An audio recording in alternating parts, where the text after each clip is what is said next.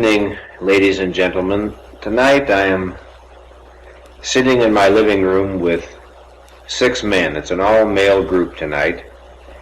And we're going to talk about different aspects of sex, marriage, and man-woman relationships. It's going to be an interesting discussion, I think, and I hope, because these gentlemen are just going to present various questions that they have on their minds all over the map in this territory. The questions won't follow any order or any sequence. They're going to be random. I hope, however, they'll add up to something interesting for you, the listeners. Let's begin. What do you think of the women's lib movement's theory that all men regard women as, in effect, sex objects?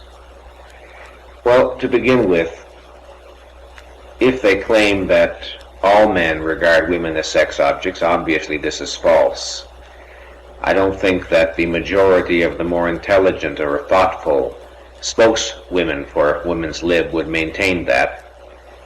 I think, however, that they have this much validity to their concern in that in our culture, many men do tend to view women exclusively in their sexual function rather than as human beings.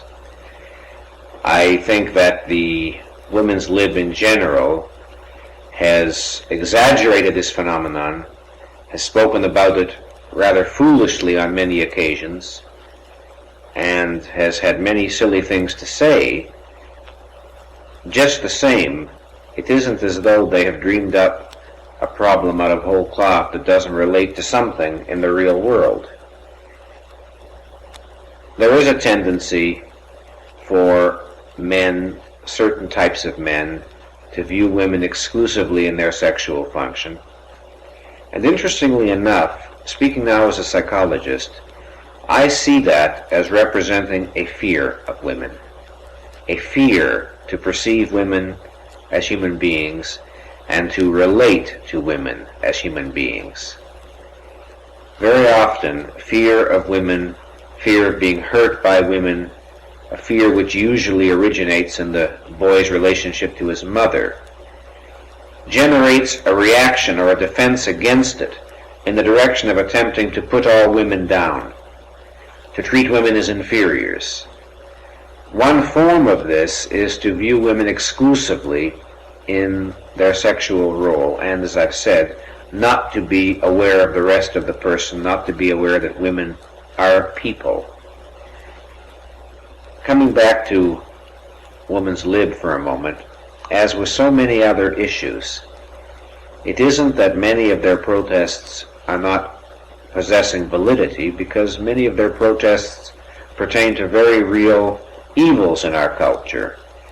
Unfortunately, the way those issues are often presented or argued for alienates many people who might otherwise be sympathetic to their cause. Of course, my own chief area of sympathy is in the sphere of economics and their campaign to end job discrimination, wage discrimination, and to hold to the principle of equal pay for equal work and equal opportunity regardless of sex, all of which I'm in favor of. Of course, some of the more extreme spokeswomen, and I think they're a minority, take a absolutely irrational position, down with men, down with heterosexuality. I don't think that's ever going to catch on. Yes. You have said that one's ability to experience and express anger has a direct impact on one's ability to enjoy sex. Would you amplify this? Yes, this is a very interesting point. I don't mean that in every case there is a direct connection. Rather, I'll speak more conservatively. There is very often a very direct and intimate connection between the ability to express anger on the one hand and the ability to enjoy sex on the other. I appreciate that that probably sounds a bit startling, so let me explain. The ability to enjoy sex depends, among other things, on how accessible are a person's feelings and emotions to himself or to herself. How emotionally free, how unrepressed, how alive the body is, how unblocked. You see, by blocking off emotions, by repressing feelings, we can make the body virtually and aesthetic, as I discuss in the disowned self, so that the more a person is free to feel his or her feelings and to experience his or her emotions, the more alive such an individual feels, the more sensitive, the more responsive to all aspects of life, and that includes the ability to enjoy sex most intensely. Now, one of the emotions which people are often especially prone to repress is anger. Most people are terrified of their own anger. They were brought up to be terrified. They were brought up to believe that it's perhaps sinful to feel anger or rage, or they have concluded that if they let out their anger or rage, other people will hate them or abandon them or in any event withdraw their love. Sometimes the fear of anger or rage is the fear of what one might do, fear that one might run amok. My point is that most people have a great deal of repressed anger arising from the fact that from very early in life most people have been very badly hurt by other people, usually parents first of all. They haven't known how to deal with the hurt. They haven't known how to resolve it. And when a conscious living organism is hurt, it tends to feel anger against that which hurts it. That's normal and that's human. But the child doesn't feel free to experience the anger, let alone express it. And in addition, he often acquires a very deep-seated fear.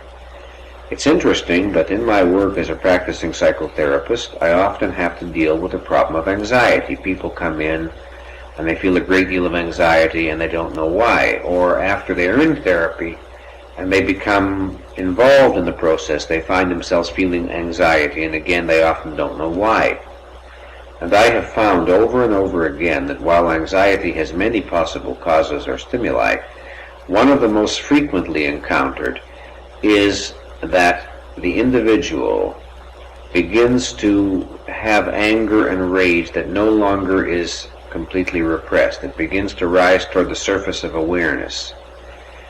And in response to this, the alarm signal of anxiety is kicked off. The individual feels threatened, though he doesn't know why, but he feels the presence of something rising within his own organism that might overwhelm him, that might wipe him out, that might incapacitate him, that might cause him to bring disaster and destruction to his own life.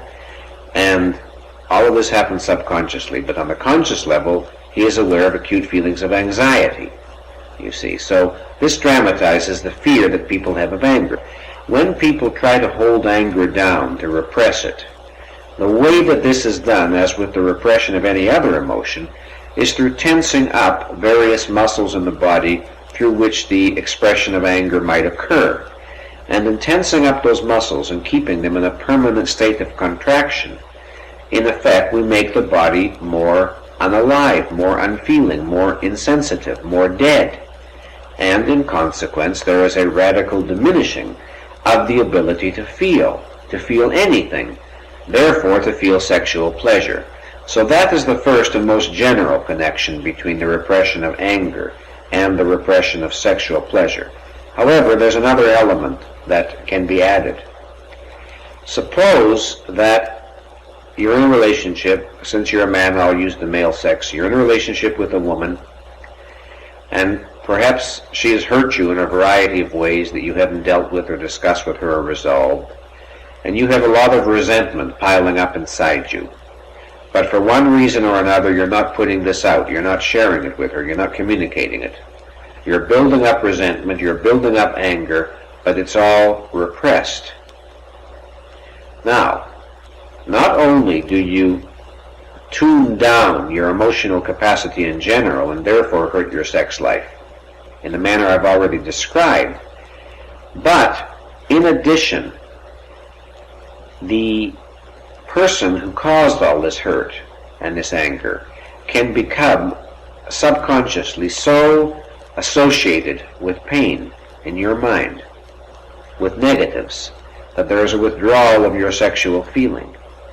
And one way that this is dramatized, and I think I discussed this, I gave a case history to illuminate this principle in the disowned self, is that very often when in doing couples counseling, we can help couples to put out and to express